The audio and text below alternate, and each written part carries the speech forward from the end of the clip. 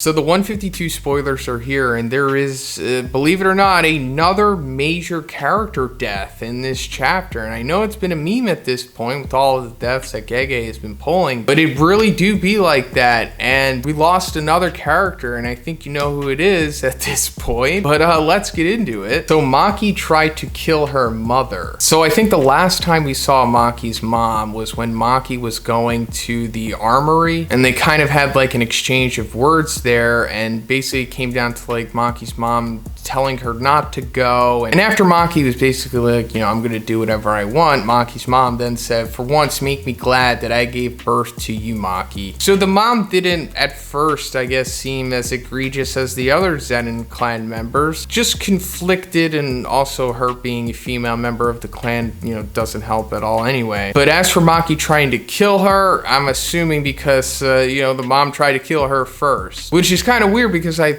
thought, you know, Maki's mom maybe would have been happy with what she just did, but apparently not. Maybe she's just too far institutionalized at this point. Apparently Naoya was survived. So this is coming from the previous chapter where Maki and Naoya had a pretty great fight, which eventually led to Maki figuring out projection sorcery and just one punching Naoya. So bad that like his face was partially caved in and he was just, you know, KO'd cleanly. One of the things I was speculating about in my previous review was that, like, I don't think now he is dead here. I think it would be too soon to kill him off, considering how he's been established and built up and how he's a pretty good villain and how, you know, Jujutsu Kaisen needs more villains at this point, since we lost quite a few coming out of Shibuya. So it all made sense to me that he was going to live on and, you know, go on and do other cool stuff, you know, in the latter part of the series. But no. Apparently that's not the case, because similarly,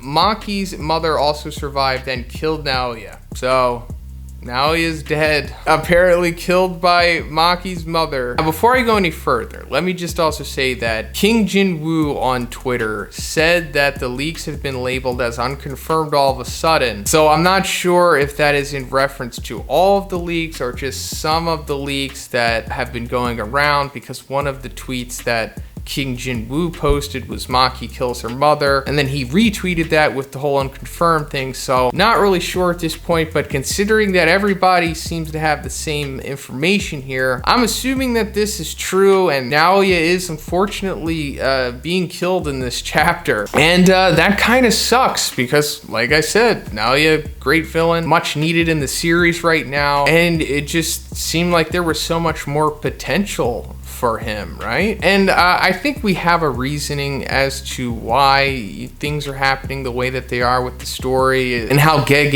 is basically going about the series from this point on. Narration. After that, the members of the Hei and Kukuru squads died mysteriously. Jujutsu HQ wanted to dismiss the Zenin clan from the three big clans, but the decision was on hold by the chief of Jujutsu headquarters. So I'm not surprised by this, but also there's like little to no Zenin clan left at this point. I mean, I doubt Maki has literally killed all of them, but it seems like she took out like the main forces, right? Anything that gave them some level of prestige. So I didn't even know they needed to just be technically kicked out. I think they kind of just dissolved. But no, the decision is on hold, and I'm assuming that's because of Megumi's significance to this whole storyline, as well as what's going on with Maki and what she ultimately wants, or what her and Megumi ultimately decide on, possibly. I thought there was going to be more of like a power struggle thing going on, you know, with Naoya living, but no, now that he's gone, I guess there's not going to be that. And also, who is this chief of Jujutsu headquarters? I think it's pretty interesting that this character is being mentioned here, and I'm assuming that they are going to come into play later on. I mean, if they are in fact the chief of this stuff, then they've got to be a pretty bad person, right? They're definitely not on the side of the main cast here. There are only 9 pages for chapter 152. So yeah, this is another thing that I think is playing into what's going on with Gege, and I'll talk more about that at the end of the video. Maki's mother, when she was about to die, had a flashback when she lived together with Maki and Mai. She felt happy to give birth of the twins. Maki passed Mai's corpse to Momo. So I guess that's it for the spoilers, and now I want to go into what's being talked about Gege and the future of the series this week, because apparently there's going to be a 1-month minimum break, which is Gege's prediction, due to his health issue. But Gege, in a direct message from himself, said, "I was approached by the editing staff about taking a prolonged leave before, but because I myself feel like JJK loses its charm if it loses its sense of speed by not being released weekly,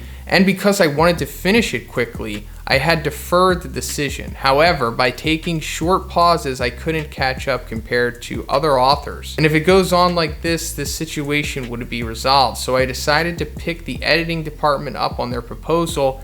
I plan on resting for around a month. When I say I'm not feeling well, it doesn't mean I have some big illness, and I am mentally fine, so don't worry. I'm really sorry for making you wait. When I return, I'll work as hard as if it was a new series." So yeah, that's quite the bombshell there. Of course, I'm totally on board with him taking a break. I think that he should. And I think it was pretty evident that it was needed. If we go back just 2 chapters ago, when Maki was going against the Hei and the Kuguru squad, there was like that 1 or 2 pages that were just a straight up draft that he had to turn in because I guess he ran out of time. Obviously, that's not too common with these Weekly Shonen Jump chapters, and that's a sign that, you know, something's going on. And I'm sure a lot of mangakas or publishing studios or just, you know, that whole environment are becoming more lax with things given the, you know, the recent unfortunate passing of Miura. On top of it's always just been a thing for mangakas to be overworked in general. So like I said, it's great that he's taking a break here, much needed. But it also kind of sucks to hear him say that he just wanted to finish it as quickly as possible. And that goes back to what I was talking about earlier about why there's so many character deaths lately and why Naoya is being off in this chapter despite us seeing, you know, so much potential in him. And it also sucks hearing him say that, like, by taking short pauses, I couldn't catch up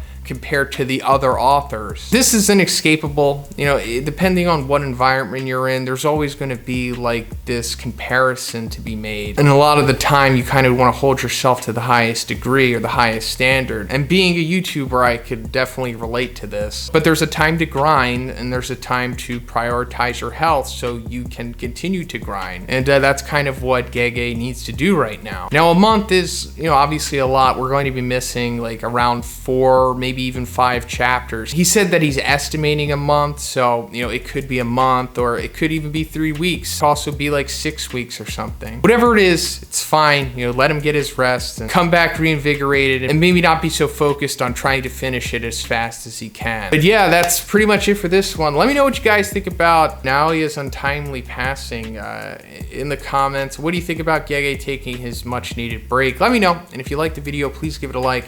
And please subscribe if you haven't already. Have a great day. I'll see you in the next one.